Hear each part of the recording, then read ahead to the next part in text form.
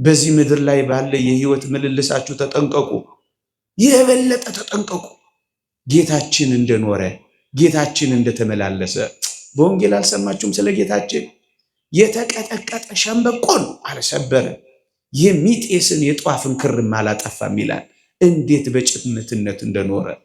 አሁን በእኛ መካከል መጣላት ጉዳያችን ሊሆን ይገባ ነበር። መኳረፍስ የኛ ህይወት ሊሆን ይገባ ነበር። መዘራረፍስ፣ መገዳደልስ፣ መናናቅስ፣ አንዱ አንዱን ማዋረድስ፣ ደግሞስ ፍትህ አልባ ሆነን ምድርን ማጀየትስ ይገባል ነበር። አያችሁ፣ ሞት እንደሌለበት የሚያስብ ሰው እንደነዛ እንደ ኤጲቅሮሳውያን እመኑኝ፣ ዘመኑ ደግሞ እየተጠቀለለ ነው። ዘመኑ ደግሞ እየቀረበ ነው። ስለዚህ እግዚአብሔር ቃል እንዲህ ይላል፣ የህይወትን ፍጻሜ አስብ፣ ኃጢአት አትሰራም ይላል። ኃጢአት እነሆ ዓመታትና ወራት እንደ ህልም እያለፉ ነው፣ እንደ ከሰዓት ጥላም እየሸሹ ነው። አሻራዋን ሳትጥል እንደምትሄድ አንዲት መርከብ ዘመንና ዘመናት አሻራቸውን እንኳን ሳይጥሉ ወደ ኋላችን እየጋለቡ ነው። መስራት ካልፈለጋችሁ እሞታለሁ፣ ሞት አለብኝ በሉ። እሱን የሚያስብ ሰው በእግዚአብሔር ፊት ኃጢአት አይሰራም። ምዕመናን፣ ለዚህ እኮ ነው አባቶቻችን መሬት ዘመዴ ናት፣ ስኖርም ቀለቤ፣ ስሞትም ልብሴ ናት እያሉ መሬት አፈርሽን ቀስ ብዬ ረግጣለሁ፣ ነገ ካንቺ በታች መሆኔን አውቃለሁ እያሉ እየተቀኙ እኮ የሞቱት። አበቃ። ፍጻሜን ካሰብክ ጨዋ ክርስቲያን ትሆናለህ። ፍጻሜን ካሰብክ ግፍ አትሰራም። መልስ እንደምትሰጥ ካሰብክ በጥንቃቄ በምድር ላይ መልስ ትሰጣለህ። ሞት እንዳለብህ ካሰብክ አትገልም። የሚቆጣጠርህ እንዳለ ካሰብክ የሌላ ሰው አትሰርቅም። የህይወትን ፍጻሜ አስብ፣ ኃጢአት አትሰራም። ኃጢአት አትሰራም። አሞኖስ የተባለ ሊቅ እንዲህ ይላል፣ ሞት ቅርብ እንደሆነች የሚያስብ ሰው ብዙ ህብር ያለውን ኃጣው አይሰራም፣ ብዙ ኃጢአት አይሰራም ይላል። ምዕመናን፣ እንዲህ ባሉ የደጋግ ሰዎች መታሰቢያ በምናደርግበት ቀን ይሄን በማሰብ ጥንቃቄያችን ሊጨምር ይገባል። በንግግራችሁ ተጠንቀቁ፣ በአኗኗሯችሁ ተጠንቀቁ። ነገ እንሞታለንና እንብላ፣ ነገ ስለምንሞት እንጠጣ፣ ነገ ስለምንሞት እንዝናና እንዳትሉ። ነገ ስለምንሞት እንጹም፣ ነገ ስለምንሞት እንቆጠብ፣ ነገ ስለምንሞት ጨዋ እንሁን። እንደሱ ነው የሚባል። ለምን እንሞታለን? ወደ ላይ ሊወስደን። ለምን እንሞታለን? እንድንነሳ። አሁን የምትሞቱት አሁን የምንሞተው አደራችሁን ሸሸ ተበላሸ ለመባል እንዳይደለ ወቁ። እናስ ልንነሳ ነዋ። መጽሐፍ ቅዱስ ይህን ያስተምራል። አዎ፣ እንደውም ባጭር ቃል እንዲህ ይላል ቅዱስ ጳውሎስ፣ ካልሞትክ አትነሳም ይላል። ካልሞትን ስለማንነሳ። ለዚህ ነው ስለ ሞት ያለን የመጀመሪያው ሐሳብ የምንሞተው ልንነሳ ነው ብለን። ለዚህ ነው እምብዛም የማይከፋል። ስለ ፍቅር እናለቅሳለን፣ ስለ አብሮነታችን እናዝናለን፣ ስለነበረን አንድነት ጥቂት ደግሞ እናነባለን። በዋናነት ግን ለመነሳት እንደሆነ እናውቃለን። ምዕመናን፣ ቅዱስ ጳውሎስ ይህን ለማስረዳት የጠቀመበት ልዩ ምሳሌ እንዴት ውብ ነው መሰላችሁ! እንዲህ ይላል፣ አንተ ሰነፍ የቆሮንጦስ ገበሬ፣ አንተ የምትዘራው ስንዴ ካልፈረሰ፣ ካልበሰበሰ፣ ካልሞተ ሕያው ይሆናል እንዴ? ይላል። ስንዴ ሕያው ሆኖ ስንዴ የሚሆነው ሲፈርስና ሲበሰብስ ነው። ሕያው ሆኖ የሚኖር ሁሉ መሞት አለበት። ለምንድን ነው የምንሞተው? ሕያው እንድንሆን ነው። አሁን በመቃብር ያሳረፍናቸው ሕያዋን ሆነው ደግሞ ይወጣሉ። ለምን እንሞታለን? ሕያው ሆነን እንድንነሳ ነው። እሱን ነው የሚለን የእግዚአብሔር ቃል። እርግጠኛ ነኝ አንድ ጥያቄ ብጠይቃችሁ ሁላችሁም ትመልሱልኛላችሁ። እስኪ መነሳት የምትፈልጉ ከክርስቶስ ጋር ሕያው ሆናችሁ መኖር የምትፈልጉ እስኪ እጃችሁን አውጡልኝ። እርግጠኛ ነኝ እግርም ቢወጣ ኖሮ እናወጣ ነበር አይደለ? አውርዱ። አከታትዬ ሌላ የተንኮለኛ ጥያቄ ደግሞ ላቀርብላችሁ። መነሳት ትፈልጋላችሁ አይደል? መሞት የምትፈልጉ ደግሞ እስኪ እጃችሁን አውጡልኝ።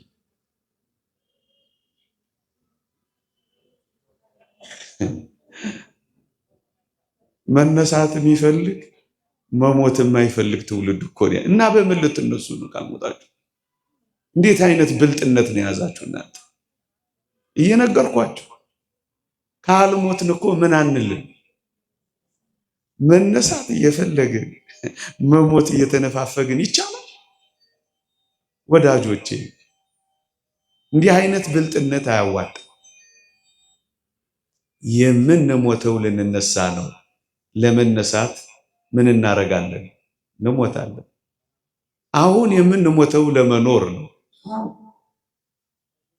አሁን የምንኖረው ለመሞት ነው። የመጀመሪያው አጠር ላድርገው፣ ልንነሳ ነው።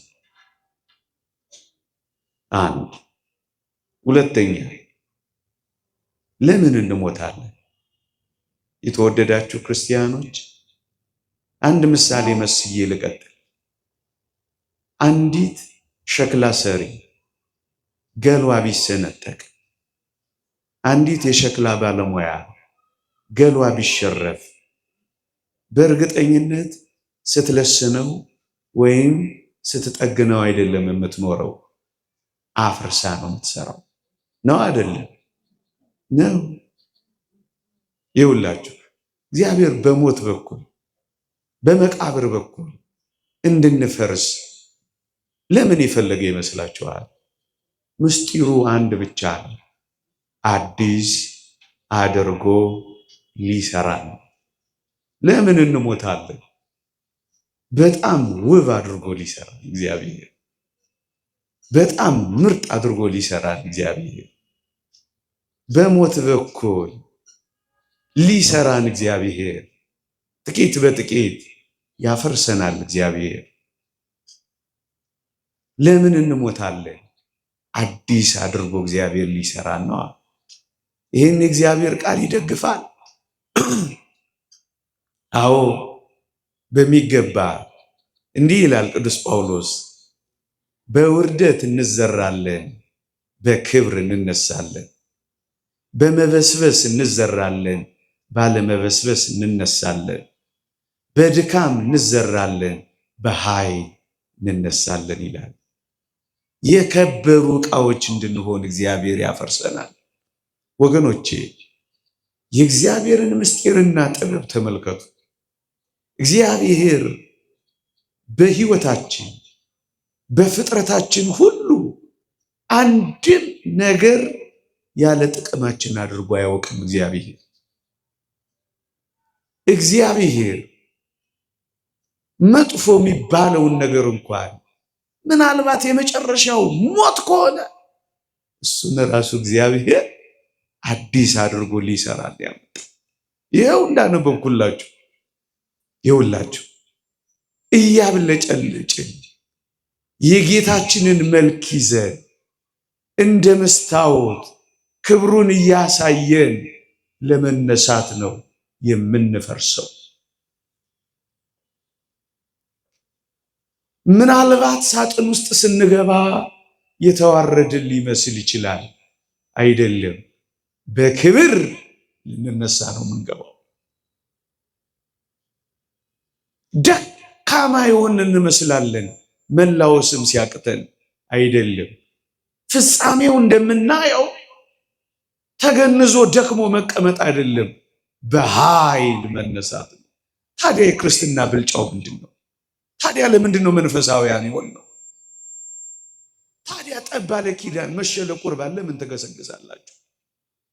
አንድ መናኛ ሰው እዚህ ቆማችሁ ለምን ታደምጣላችሁ? ታዲያ የክርስትናዋ ኃይሏ የክርስትና ብልጫ በዚህ ውስጥ ነው ያለው ወገኖቼ። ፈርሰን አንቀርም፣ እንሰራለን። በስብሰን አንቀርም፣ አዲስ እንሆናለን። ተዋርደን አንቀርም፣ እንከብራለን። ደክመን አንቀርም፣ እንበረታለን። ገብተን አንቀርም፣ እንወጣለን። እንደሱ ነው ነገሩ። ይህን እግዚአብሔር እንዴት ባለ ምስጢር ያደርገዋል መሰላችሁ? የሚያፈርሰን ሊሰራ ነው ወገኖች። ምዕመናን በሞት ብቻ አይደለም፣ በተለያየ መከራ፣ በተለያየ ፈተና ምናልባት ለመፍረስ የቀረብን ከሆነ እንደ ክርስትና ምናምነው እግዚአብሔር በዛ ውስጥ እኛን እየሰራ ነው። በንዑስ ውስጣዎች ውስጥ እግዚአብሔር ኃይልና ብርታት እየሰጠን ነው። በሚደፍቁ ወጀቦች ውስጥ እግዚአብሔር ኃይል እያስታጠቀን ነው። እግዚአብሔር እየሰራ ነው። እዚህ ውስጥም እግዚአብሔር ያደረገው ምንድን ነው ካላችሁ፣ ወይ እየሰራን ነው ወገኖች። መቃብር ውስጥ እግዚአብሔር ሰው ይሰራል። ውዶቻችሁን አስታውሷቸው። እንደዛ ደክመው አይደለም በኋላ ምታዩዋቸው፣ በኃይል በብርታት እያብለጨለጩ እያብረቀረቁ የተዋረደ የከበረውን ስጋ እንዲመስል የተዋረደው ስጋችንን ይለውጠዋል ይላል መጽሐፍ ቅዱስ። የከበረ ስጋ ያደርገዋል። ምዕመናን ለምን እንሞታለን? እንደገና ሊሰራ፣ እንደገና ሊያድሰን፣ እንደገና አዲስ ሊያደርገን፣ እንደገና ምርጥና ውብ ሊያደርገን ነው ወገኖቼ። ለምን እንሞታለን? እንደሱ ነው ነገሩ። ሶስተኛ ለምን እንሞታለን? በጣም የሚደንቅ ነገር ሊቃውንት ያስተምራሉ። የምንሞተው ሕያው ጉስቁል እንደ ሳጥናኤል እንዳንሆን ነው ይላሉ። ሳጥናኤል ዲያብሎስ ሞት አላገኘውም፣ ግንስ ሕያው ነው፣ ግን የጎሰቆለ ነው ወገኖቼ። እንደዛ በኃጢአት እንደወደቀ እንደዚያ በቀደመው አዳም በበደል እንደተጎሳቆልን እንደ ዲያብሎስ ሊተወን አልወደደም እግዚአብሔር። ሕያው ጉስቁል እንድንሆን አልፈቀደም እግዚአብሔር። እናስ ለዘላለም ሕያው ሆነን ደግሞስ ከጉስቁልና ወጥተን እጅግ የከበረ ሕይወት እንድንኖር ሞትን ሰጠን እግዚአብሔር። ሞትን ባይፈቅድን ሞት እንድንሞት እግዚአብሔር ባያደርግ ኖሮ ይላል አንድ ሊቅ፣ እንደ ዲያብሎስ ሕያው ጉስቁል ሆነን እንኖር ነበር ይላል። ለምን እንሞታለን? ሕያዋን ሆነን ግን የተጎሳቆልን ሆነን ከምንኖር ሞተን የከበርን ብንሆን እንደሚሻል እግዚአብሔር ስለሚያውቅ ነበር።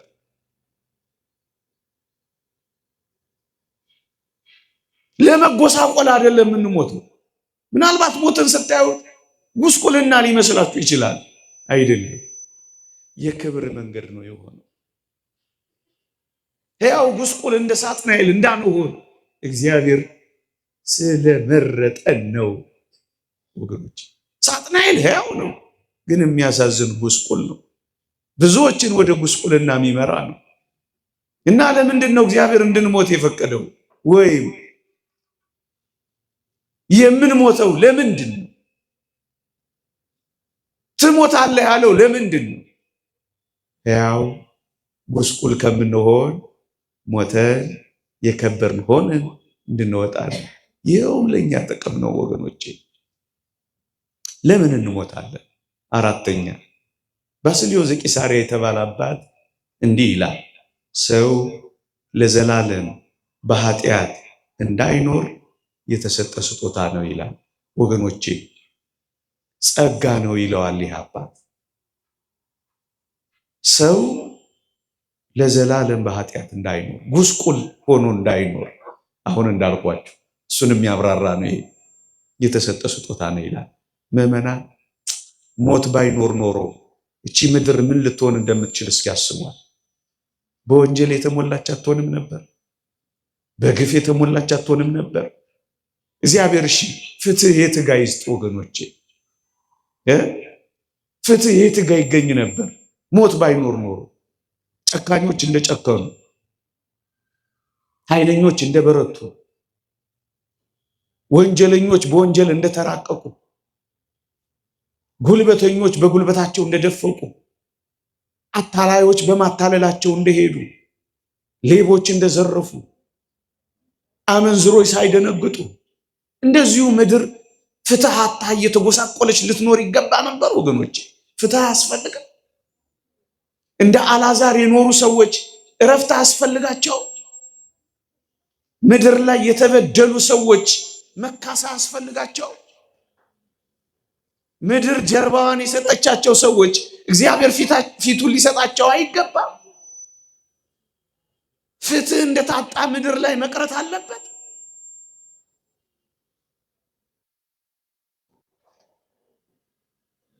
እንደዚሁ መቀጠል አለበት? ፍትህ አያስፈልግም? ለዘላለም የሰው ልጅ እንደዚሁ እንደኖረ መኖር አለበት? እንዳስጨነቀ መኖር አለበት? ግፍ እየሰራ መኖር አለበት? ዋጋውን ማግኘት የለበትም? መቀጣት የለበትም? በአውደ ፍትህ መቆም የለበትም? ፍርድ አያስፈልገውም? ለዚህ ዓለም ያስፈልገው።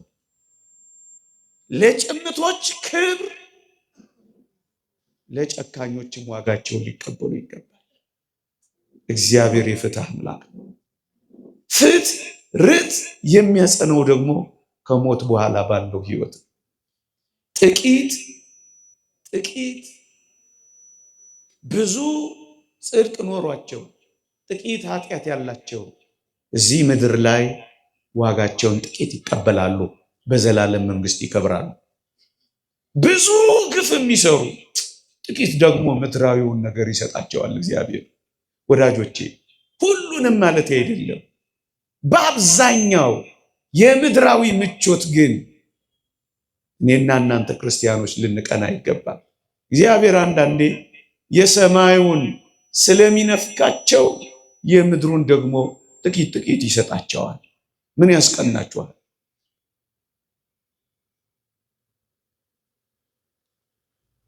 እግዚአብሔር እንደ አልዓዛር ብዙ ጽድቅ ጥቂት ጉድለት ቢኖረው ይላል ዮሐንስ አፈወርቅ፣ ጥቂት ደግሞ እንደዚህ ያኖረው ይላል።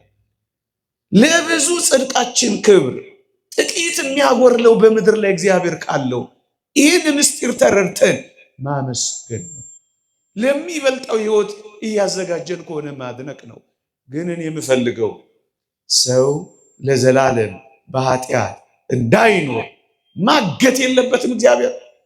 በቃ ማለት የለበትም እግዚአብሔር። እያመነዘረ ለሚኖር በቃ ማለት የለበትም እግዚአብሔር። ግፍ እየሰራ ለሚኖር በቃ ማለት የለበትም እግዚአብሔር። ሰው እያዋረደ ላለ መዋረድ የለበትም በምድር ላይ እና በሞት ምክንያት ይገታል። በሞት ምክንያት እግዚአብሔር ያስቆማል። አለበለዛማ ማይሞት ቢሆን ኖሮ ምን ሊያደርገን ነበር? ከዚህ በላይ አምባገነኑ ሆኖ ምን ይሆን ነበር? ምድር እንዴት ትኖር ነበር? ትንሽ እኮ ጨዋነት የሚያመጣው ሞትን እያሰብን እኮ ስለምንኖር ነው። እግዚአብሔር ፊት እንቆማለን። የሰማይ መንገድ አለን። ጠያቂና ተቆጣጣሪ እግዚአብሔር አለን ስለምንል እኮ ነው ትንሽ አፋርም እንኳን የምንሆነው። ትንሽ እንኳን የምንደነግጠው፣ ትንሽ እንኳን የምንሰቀቀው፣ ትንሽ እንኳን የምንደነግጠው ምዕመናን ለምንድን ነው የምንሞተው? ሰው ለዘላለም በኃጢአት እንዳይኖር እግዚአብሔር የሰጠን ስጦታ ስለሆነ ነው። የሰጠን ስጦታ ስለሆነ ነው። ለምንድን ነው የምንሞተው? የተወደዳችሁ ክርስቲያኖች በጣም የተሻለ ሕይወት እግዚአብሔር ስላዘጋጀልን አሁን ከምንኖርበት ሊነጻጸርን፣ ሊወዳደርን፣ ሊስተካከልም የማይችል ሕይወት እግዚአብሔር ለእኔና ለእናንተ ስላዘጋጀ ወደዚያ ሊወስደን ስለሚፈልግ ነው። መጽሐፍ ቅዱስ እንደሱ ነው የሚለው። ልሄድ ከክርስቶስ ጋር ልኖር እናፍቃለሁ፣ ከሁሉ ይልቅ እጅግ የሚሻል ነውና ነው የሚለው።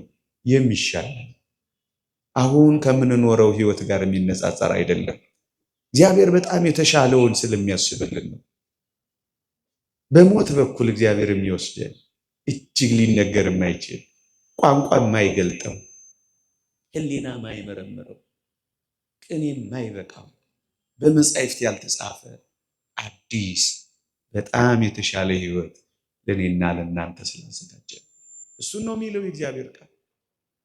የተሻለ ነገር፣ የተሻለ ሕይወት፣ የተሻለ ጣዕም፣ የተሻለ ቤት፣ የተሻለ አኗኗር እግዚአብሔር ወደዛ ሊወስደን ስላዘጋጀ ምዕመናን ታውቃላችሁ፣ ይህ ዓለም የድካም ነው። እንዴት እንደደከመን ታውቃላችሁ። እንዴት እንደሚያደክመንም ታውቃላችሁ። የተሻለው ሕይወት ምንድን ነው? እግዚአብሔር ለልጆቹ የሚሰጠው የእረፍት ሕይወት ነው። ማረፍ አለብን። እንደ ደከምን መኖር የለብን። እረፍት ነው። መጽሐፍ ቅዱስ እሱን ነው የሚለው። ነፍሴ ሆይ ወደ እረፍትሽ ተመለሺ፣ እግዚአብሔር መልካም አድርጎልሻልና ያለ ነው ዘማሪው ዳዊት የዘመረው። እረፍት ምዕመናን ወደ እረፍት እንደምንሄድ አስቡ እንጂ እርፍ ነው የምንለው። በጌታ የሚሞቱ ሙታን ብፁዓን ናቸው፣ ከድካማቸው ያርፉ ዘንድ ስራቸው ይከተላቸዋል የሚለው ለዚህ ነው። ከድካማችን የምናርፍበት ሕይወት ነው ምዕመናን። እርፍ ከድካማችን። ይሄ እውነት ነው። እርፍ ነው የምንለው ዝማሬ ባለበት እረፍት። እንደነዚህ አይነት ጉባኤያት፣ እንደነዚህ አይነት ዝማሬያት በቤተ ክርስቲያናችን እንዳለው አይነት ቅዳሴ እንዴት እርፍ ያደረግ እንደሆነ አስቡት። ያ የመላእክቱ ያ ድል የነሱ የቅዱሳን ማህበሩ ዝማሬማ እንዴት የበለጠ እረፍት አለው። የተሳለ የፊቱ መልክ በዚያ ያለ የጌታችን መልክማ እንደምንድን ነው ማያሳርፈው? ወደዚያ እረፍት ለመግባት ነው የምንቸኩለው ወገኖቼ። እረፍት አለው። እግዚአብሔር ለምን እንድንሞት ፈቀደ? ወይም ለምን እንድንሞት ሞት ተሰጠ ካላችሁ፣ ወይ እረፍን በዘላለም እረፍት ውስጥ እንድንኖር ነው። ማረፍ አትፈልጉ? እሱን ነው እግዚአብሔር የሰጠን። ይሄ ብቻ አይደለም። ለምንድን ነው ምን ሞተው? ምዕመናን አንድ የሚያስደንቅ ቃል እዚህ መጽሐፍ ቅዱሳችን ላይ ስለ አልዓዛር አብርሃም ያለው እንዴት ያስደንቃል! ምንድን ያለው? እርሱ በዚህ ይጽናናል ያለው። ይህ ዓለም የመጽናኛ ቦታችን ሆኖ አያውቅ። እንዳትጠብቁ እንዳትጠብቁ። እንደውም የሚለው በክፋት እየባሱ ይሄዳሉ ነው የሚለው። ዓመት ዓመት ሲጨምር ክፋት እየባሰ ነው የሚሄደው። ይሄን ማረጋገጥ ከፈለጋችሁ የጣሊያኗ ጠቅላይ ሚኒስቴር በቀደም ያለችውን ላስታውሳችሁ። ያለፈው ዓመት ትንሽ ከበድ ይል ነበር፣ አሁን 2026 ደግሞ በደንብ ይከብዳል ብላ ስትነግረን ነበር። ይነግሩናል እኮ አይገባንም እንጂ እኛ እየሰማችሁ በክፋት እየባሰ ነው ዓለም የሚሄደው። ይሄ ዓለም የክፋት ከሆነ፣ ይሄ ዓለም የማስጨነቅ ከሆነ፣ ይሄ ዓለም የስቃይ ከሆነ ክርስቲያኖች የመጽናናት ዓለም ግን እንዳለ እንዳትረሱ። ለምንድን ነው የምንሞተው? እንድንጽናና ነው። ይሄው የእግዚአብሔር ቃል እርሱ በዚህ ይጽናናል። መጽናኛ ቦታችን በምን ቋንቋ እንንገራችሁ? ደጋግመን እንኳን ብንነጋገር እማይገባን ሆነ። እዩ ልንጽናና ነው የምንሄደው። ማረፍ ብቻ እኮ አይደለም፣ መጽናናት እኮ። መጽናናት ለክርስቲያኖች ያስፈልጋል። ምዕመናን ከጌታችን ስቅለት እስከ ዕለተ ምጽአት የምዕመናን የቤተ ክርስቲያን ሐዘንና ለቅሶ ነው። ደግሞ አለው ከጌታችን ስቅለት እስከ ዕለተ ምጽአት የቤተ ክርስቲያን ሐዘንና መከራ ነው፣ እንባ ነው፣ ስቃይ ነው። በዕለተ ምጽአት እስካላችሁ ሆይ የቤተ ክርስቲያን መጽናናት ነው፣ የምዕመናን ረፍት ነው። የሌሎች ደግሞ ስቃይ የሚጀምረው ያኔ ነው። የሰማችሁኝ ነው። የሌሎች ስቃይ የሚጀምረው ደግሞ ያኔ ነው። የኛ ረፍት ደግሞ የሚጀምረው ያኔ ነው። ወደ መጽናናት አንዳንድ ሰዎች አሁን ያለችውን ቤተክርስቲያን እያዩ ምንድነው ይሄ ሁሉ? ለምንድነው እንደዚህ ምን ሆነው ብለው ያስባሉ። ወገኖቼ በዚህ ምድር ላይ የምታርፍ ቤተክርስቲያን የለችንም።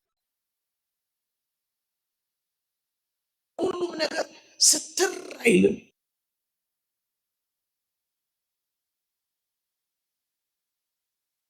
ምክንያቱም ምድር ልትሰበር ቀርባ ነበር ግን ይላል። አሁን የምታዩት ወደዚያ መቅረብ እንኳን እስከሆነ ድረስ እውነት ነው፣ በምድር ላይ ይሆናል። የምናመሰግነው ግን ጌታችንን ተሰበረች ስለማይል ልትሰበር ቀርባ ነበር ይላል እንጂ ተሰበረች አይልም። የምታዩት ነገር በሙሉ የሚሰበር እንዳይመስላችሁ፣ ወደ መሰበር ይቀርባል። ልትሰበር ቀርባ ነበር። ልዩነቱ ከውጭ ከመናፍቃን ከውስጥ ከከሃዲያን ቤተ ክርስቲያን ማህበረ ምእመናን እንጨነቃለን እንጂ ግን ተስፋ አንቆርጥ። እንታወካለን እንጂ ግን አንደፈቅ። እናመነታለን እንጂ ግን አንጠራጠር። ልትሰበር ቀርባ ነበር ማለት ይሄ ነው። ቤተ ክርስቲያን በምድር ላይ እንደዚህ ነው እስከ ዕለተ ምጽአት የምትኖረው። ምእመናን ይውላችሁ በዚያች ታንኳ ውስጥ የነበሩት ትልልቅና ትንንሽ አሶች ነበሩ ይላል። ወገኖቼ ትልልቅ አሶች የምታዩት በማለዳ የምትገለጠው በዚያች በዕለተ ምጽአት በምትመጣው ቤተክርስቲያን ነው።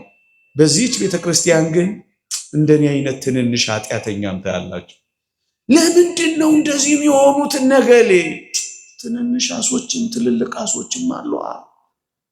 በትልልቆቹ ተጽናናላችሁ፣ በትንንሾቹ ደግሞ ትንሽ እንደሱ ነው። ትንንሽም ትልልቅም አሶች ስለሚኖሩባት ግን ይውላችሁ ከስቅለት እስከ ዕለተ ምጽአት የቤተ ክርስቲያን መከራ ጊዜ ነው። አሁን ለምን እንደዚህ አልሆነም? አሁን ለምን ያለ ጊዜው እንዴት ይሆናል? ያለ ጊዜው እንዴት እና ሰይጣን ላይ ዋጋት እና መከራ ላይ አበላት እንዴ? እንደዚህማ እንዴት ይችላል? ሰይጣን ደም ተቃብቶ የለን? ምዕመናን አሁን እናለቅሳለን፣ አሁን እናዝናለን፣ አሁን እንተክዛለን፣ አሁን እናነባለን ከስቅለት እስከ ዕለተ ምጽአት። ከዚያ በኋላስ እንጽናናለን። እሱ ነው። እሱ ባይኖር ኖሮ ነው ክርስቲያንም አልኖረው። ቅዱስ ጳውሎስ ለዚህች ሕይወት ብቻ ክርስቶስን ተስፋ ካደረገን ምንኛ ምስኪኖች ነን ይላል። ለዚህች ምድር መሰላችሁ እንደ ክርስቲያን ይሆናችሁ እዚህ ባለጸጋ እንድትሆኑ፣ እዚህ በምቾትና በድሎት እንድትኖሩ ቢሆን እሰየው፣ ችግር የለም፣ መልካም ነው። ግን አይደለም። በዚህች ሕይወት ብቻ ክርስቶስን ተስፋ ካደረግን ምስኪኖች ነን። በዚህ ተጸቃይተን በሰማይ ልንጽናና፣ በዚህ ደክመን በሰማይ ልናርፍ፣ በዚህ ጎሎን በሰማይ ሊሞላልን፣ በዚህ አተን በሰማይ ልናገኝ ነው። በዚህ ነፍርቀን በሰማይ ልንቦርቅ ነው። በዚህ ለቅሶ ይዞን በሰማይ ሳቅ ሊይዘን። እንደሱ ነው ኑሮ ክርስቲያኖች። የመጽናናት ሕይወት ውስጥ ሊከተን ነው የምንሞት። አለበለዛማ አትውሰደን ካለው እንዲሁ እየነፈረቅን መኖር ነው። መጽናናት ስላለብኝ፣ ማረፍ ስላለብኝ፣ የእረፍት መንገዴ ሊያደርገው ነው እግዚአብሔር ብላችሁ አስቡት። ክርስቲያን እንደዚህ ነው የሚያስበው ወገኖች። ብዙ ጊዜ እንማረዋለን እንጂ አላመን ያለው ነው ወገኖቼ። እንዴት አናምነው? ብዙ ነገር አምናችሁ የለዚህ የመጣችሁ እንዴ። እወርዳለሁ አለ ወረደ፣ አምነነዋል። እሞታለሁ አለ ሞተ፣ አምነነዋል። እነሳለሁ አለ ተነሳ፣ አምነነዋል። አረጋለሁ አለ አረገ፣ አምነነዋል። ስፍራ ላዘጋጅላችሁ እሄዳለሁ አለ፣ አምነነዋል። ታዲያ የሚሰጠንን ስፍራ ልንጠራጠር ይገባል? እመኑት፣ እግዚአብሔርን እመኑት። በዚህ ህይወት ውስጥ የሚበልጥ ህይወት እያዘጋጀ እንደሆነ እወቁት። ለዚህ ነው አሁን እኛ ክርስቲያኖች ቀና ብለን የምንሄደው፣ የማናፍረው፣ የማንደነግጠው። ይሄ ህይወት በፍጹም ስለተሰጠን። አጭር ማጠቃለያ ሰጥቼ ያበቃለሁ። ስለዚህ የክርስትናችን ጥልቅና ዋናው ተስፋችን ከሞት ባሻገር ያለው ህይወታችን ስለሆነ ሰው ክርስቲያን ከሆነ ሞቱን እያሰበ ደግሞ ሊኖር ይገባል። አሁን በእረፍተ በዚህ ታላቅ መምህራችን፣ ትጉህ መምህራችን፣ ቅን መምህራችን፣ ደግ መምህራችን ለቤተ ክርስቲያን እድሜውን ዋጋ ከፍሎ ላረፈ ወንድማችን መታሰቢያ ስናደርግ እኛም ፈቀቅ ብለን በተዘክሮተ ሞትን እያሰብን ልንኖር ይገባል። ምዕመናን፣ ምናልባት ነግሬያችሁ ከሆነ አላውቅም፣ ያ ታላቁ ንጉሥ እስክንድር ምን ያደርግ ነበር ይባላል?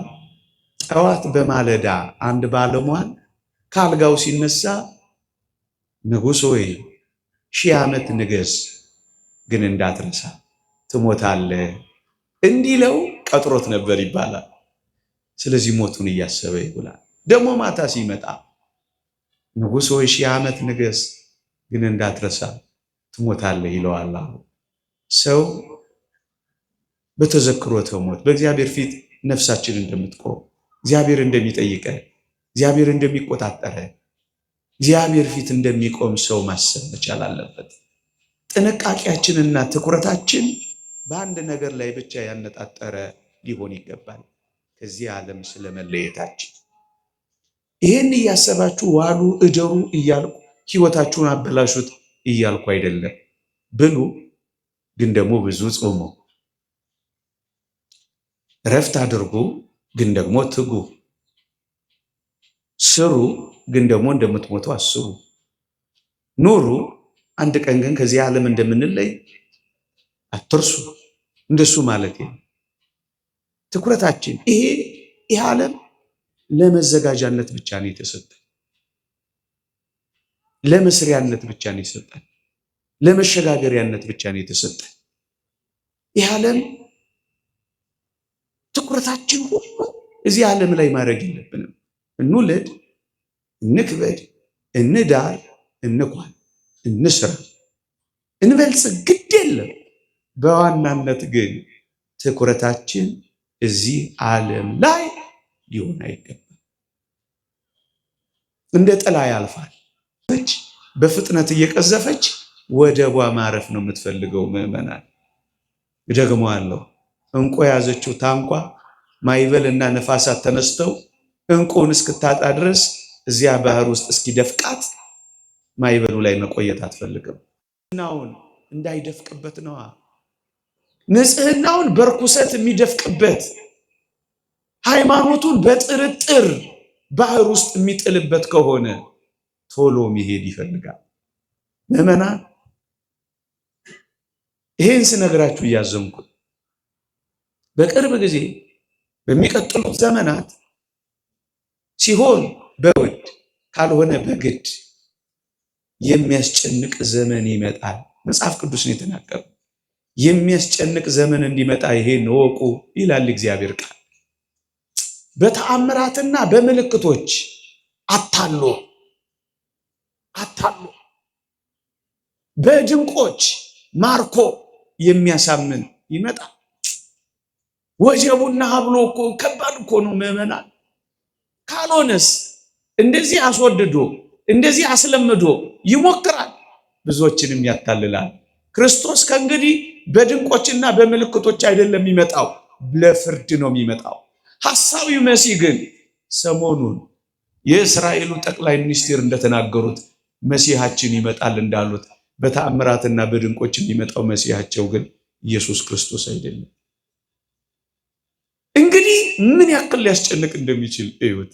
ሲሆን በውድ በፈቃድ በማስወደድ በማስለመድ፣ ካልሆነስ በግድ አትበላም አትጠጣም እያለ ይሄንን ካላደረግ ይሄንን አንሰጥህም እያለ በመኖር ዋስትና መካከል እየገባ እንዴት ያስጨንቃል መሰለ። ታዲያ ወጀብና ማዕበል ማለት ይሄ አይደል?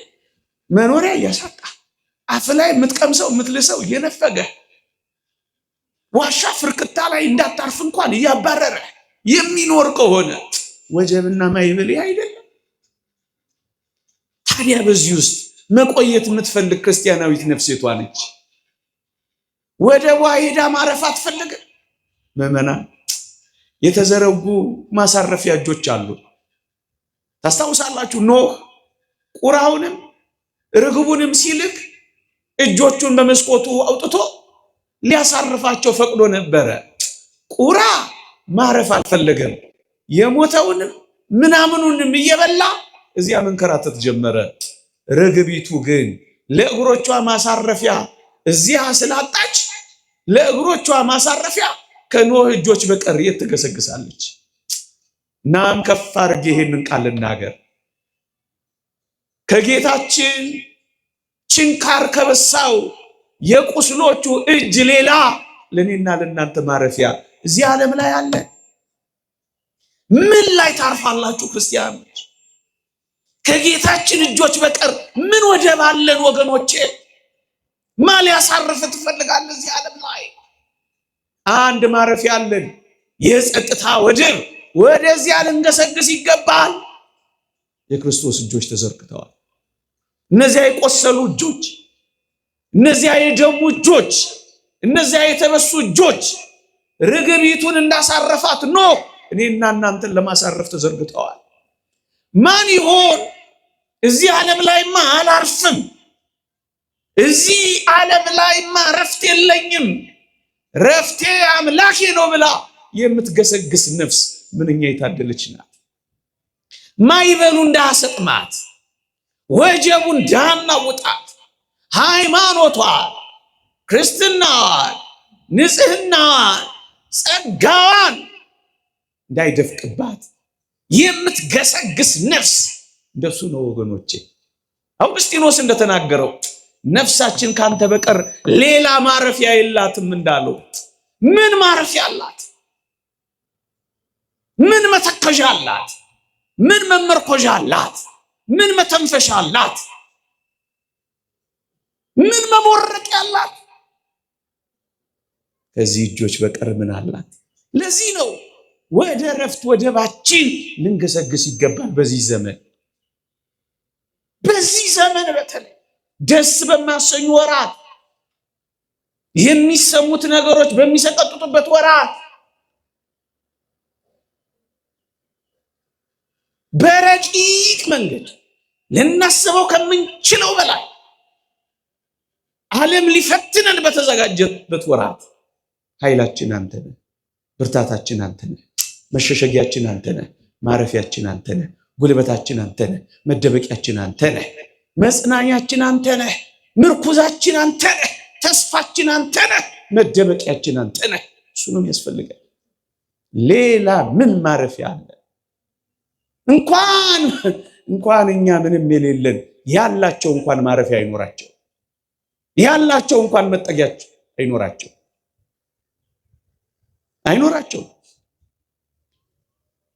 ዛሬ ስንናገር ዓለም ዘግቶናል፣ አልሰማ ብሎናል። ያን ጊዜ ሲናገሩ እነሱ አይሰሙ። ዛሬ እኛን አፋችንን አዘግተው ሊሆን ይችላል፣ ነገ ግን ይሄ ዓለም አፉን ይዘጋል። ዛሬ እኛን ስንጮህ የሚጮኸን አተን ሊሆን ይችላል። ያን ጊዜ ግን ይጮሃሉ። እናት የልጇን ጩኸት አትሰማም ይላል። ዛሬ በክርስቲያኖች ላይ ፍጅት ይኖራል ከዕለተ ስቅለት እስከ ምጽአት ብያችኋለሁ። ያን ጊዜ ግን ፍጅት ይሆናል። ያን ጊዜ ፍጅት ይሆናል። ከባድ ፍጅት ነው ወገኖች። ግድ የላችሁ የመጽናኛ ቦታ አለን፣ የእረፍት ቦታ አለን። ወደዚያ ልንገሰግስ ይገባል። እንቋችንን፣ ሀብታችንን፣ ጸጋችንን እንዳይወስድብን። አንድ ሊቅ እንዲህ ብሎ ይናገራል። ሄሮኒመስ የተባለ ሊቅ ምን ይላል? እቴ ሞት አንቺ ደጃፉን ካልከፈትሽልኝ በቀር የአምላኬን ፊት ለማየት መዝለቂያም የለኝ ይላል። የአምላካችንን ፊት እኮ የምናየው በሞት በኩል ነው ወገኖቼ። ያን የተወደደ የአምላካችንን መልክ፣ ያን የፍቅር መልክ፣ ያን የርኅራሄ መልክ፣ ያን የደግነት መልክ፣ ያ ስሙ ይሄ ነው ሊባል መጠሪያ የሚያጥረው መልክ፣ እሱን የምናየው በሞት በኩል እኮ ነው። እቴ ሞት አንቺ ደጃፉን ካልከፈትሽልኝ በቀር የአምላኬን ማየት አልችልም። ይህ የተወደደ ወንድማችን የሚሰብክለትን አምላክ ለማየት ነው የሄደው። እንዴት ይደንቃል! ትላንት ከኛ ጋር ነበር። ምናልባትም ይሄኔ እዚህ ጉባኤ ላይ እያስተማራችሁ ይሆናል። አሁን ግን እዚያ በአምላኩ ፊት የአምላኩን ፊት እያየ ነው። ምን ይደንቃል! ታድሉ! ይህ እጅግ የሚደንቅ ነው። ክርስቲያኖች ልብ የሚናፍቀው ነው። ጻድቁ ኢዮብ እንኳን ከዛ ሁሉ መከራ በኋላ ምን እንዳለ አልሰማችሁም? እኔ ግን የሚቤዠኝ ሕያው እንደሆነ አውቃለሁ፣ በመጨረሻም ዘመን በምድር ላይ እንዲቆም ይህ ቁርበቴም ከጠፋ በኋላ በዚያን ጊዜ ከስጋ የተለየች እግዚአብሔርን እንዳያውቃለሁ። እኔ ራሴ አየዋለሁ፣ ዓይኖች የሚመለከቱታል፣ ልቤ በመናፈቅ ዝሏል ይላል። የሚናፍቁት ሰዎች ሲያዩ እንዴት ደስ ይላቸው! እሱ የደስታችን ሁሉ ፍጻሜ ነው። እሱ የተድላችን ሁሉ ማብቂያ ነው። በሞት በኩል ነው ወገኖች፣ በሌላ በምንም ነገር የለም። በሞት የክርስቲያኖች ፍጻሜ ይሄ ነው ወገኖቼ። መጨረሻ ምዕመናን አንድ ነገር ይዘን የምንሄደው አንድ ነገር ቢኖር ሃይማኖታችን ናት፣ ምግባራችን ናት። ስለዚህ እሱ ላይ ልናተኮር ይገባል። ሃይማኖታችሁን አጽንታችሁ ምግባራችሁን አቅንታችሁ እኔ ዛሬ 10 ምናምን ዓመት ይሆን እንደ መምህር ዘላለም አይነት አንድ ደግ መምህር ነበር። ጋሽ ግርማ ከበደ ይባላል። ምን አለ ይባላል? ሃይማኖቴን አጽንቼ ምግባሬን አቅንቼ ከሞትኩ አላሉ አንድ ሰው ጥቁር ለብሶ እንዳይቀብረኝ አሉ። እንደው በረከቱ ይደርብን የሚባል ደግ ሰው ነው በእውነት። አንድ ሰው እውነትም በቀደም እንደነበረው አስደናቂ ነጭ ልብስ ለብሰው ነው የቀበሩት። እንዲህ አይነት መኩሪያ መምህራን፣ እንዲህ አይነት ያስተማሩትን የኖሩበት የሚኖሩትን የሚያስተምሩ ደጋግ ሰዎች ብልጭ ብለው ያጽናኑናል እኮ። በብዙዎች ተስፋ ቆርጠን ቀና የምንልባቸው እኮ ሰዎች አሉ። እግዚአብሔርን የምናይባቸው፣ ቤተ ክርስቲያንን የምናይባቸው፣ ሰው መሆንን የምናይባቸው ሰዎች አሉ። እነዚህ ሃይማኖታቸው ምግባራቸው ይዘው ነው ወደ እግዚአብሔር የሚሄዱት። ምን ይይዛሉ ታዲያ? ምን ይይዛሉ? ምን ሳላንዲኖስ የሚባል አንድ የእሳያ ንጉሥ ምን አደረገ ይባላል? ንጉሥ ነው። ወደ መቃብር ስገባ እጄን ከፍ አድርጋችሁ ከመቃብሩ በላይ አውሉኝና ነው የምትቀብሩኝ አላቸው አሉ። እና እጁ ላይ ምን ይዞ ነበር አሉ? ይሄ ሰው እራፊ ጨርቅ ብቻ ይዞ ነበር አሉ። ከዚህ እራፊ ጨርቅ ውጪ ሳላንዲኖስ ምንም ነገር አልሄደም ብላችሁ ለሕዝቤ ንገሩ አላ። ምን ይዛችሁ ትሄዳላችሁ? ከቤታችሁ ምናልባት የመዋቢያ ሳጥናችሁን ይዛችሁ ልትሄዱ ትችላላችሁ። መልካም ነው። ወደዚያ ሳጥን ግን ስትገቡ የመዋቢያ ዕቃችሁ የለም። ምሳ ሳህናችሁን ይዛችሁ ልትወጡ ትችላላችሁ ከቤታችሁ። በዚያ ሳጥን ውስጥ ስንገባ ግን ምሳ ሳህናችን የለም። ምንም ከዚህ እራፊ ጨርቅ በቀር ማንም የሚወስደው ነገር የለም። አንድ ጥሪት ግን አለን። አንድ ሀብት ግን አለን። አንድ ጸጋ ግን አለ። አሞኒዮስ እና ውሳቢዮስ እንደተናገሩት ለቅዱሳን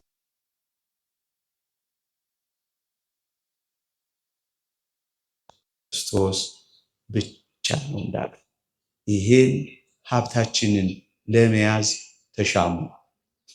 ያ ባለም ለሚስቱ ተቀኘ የተባለው ቅኔ ገጠመ የተባለው ግጥም እንዴት ይገርማል! ሚስቱን እንዲህ አላት አሉ ስትሞትበት፣ አማሻለሁ እንጂ ወጥ አልሰራሽ ብዬ፣ አማሻለሁ እንጂ ጠላ አልጠመቅሽ ብዬ፣ ጣትሽስ ከፈትል ዛሬም አልተለየ አላሉ። ስትሞት እኮ ነው ወጥ አትሰራ፣ እንጀራ አትጋግር፣ ጠላ አትጠምቅ፣ አንድ ነገር ግን ታረጋለች በእጇ። ምን ፈትል ይዛ ትሄዳለች። እና እንደሱ ብዙም ትኩረታችን እዚህ ዓለም ላይ አይሆን። ዋና ትኩረታችን ስለመሄዳችን መዘጋጃችን ላይ ይሁን። እንሞታለን። የተወደደ የዚህን አስደናቂ የ30 ምናምን ዓመት ሰውነቱን ሳይጠብቅ ለወንጌል የደከመ ልረፍ ብሎ እየታመመ ያላረፈ እኔና እናንተ ለመንግሥተ ሰማያት እንድንበቃለት በእንባ ጭምር ተግቶ ያገለገለ ጠዋት ምድረ ከብድ እኔ ያየሁት እንኳን ማታ ሳሪስ አቦ፣ ጠዋት ግሸን ማርያም፣ ማታ ቅዱስ ዑራኤል ሲንከራተት የነበረ አቤት ክብሩ! ግን አሁን መምህር ዘላለምን ሲያርፍ አግኝተ ነው። ምንድን ነው ዛሬ ቀንህ ብንለው ባጭር ቃል እንደ አባ ፋም የሰርጌ ቀን ነው የሚል ይመስለኛል። አባ ፋም የሚባል አባት አሉ ልክ ሰማዕትነት ሲቀበል ነጭ ልብስ ለብሶ ወጣ አሉ። የምን ነጭ ልብስ ነው አባ ፋም ብለው ጓደኞቹ ጠየቁት አሉ። ሊሞት እኮ ነው። ዛሬማ የሰርጌ ቀን ነው አላቸው አሉ።